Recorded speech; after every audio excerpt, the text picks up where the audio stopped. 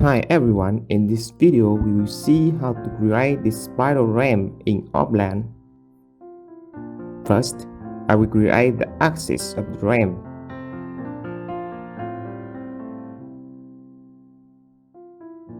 To create the gradient, measure the distance x and z.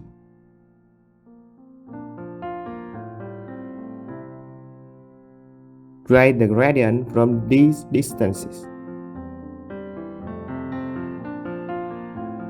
Create a 3D curve from the axis and the gradient.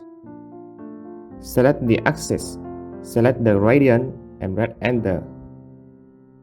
We finish the curve part of the ramp.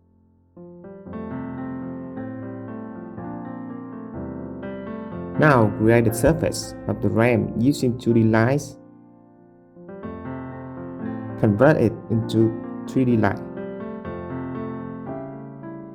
Then convert the 3D line to a 3D surface. Move it to the curve path and rotate it. Click to the rotate button, select freely in 3D. Select the surface. Select 2 points for the axis.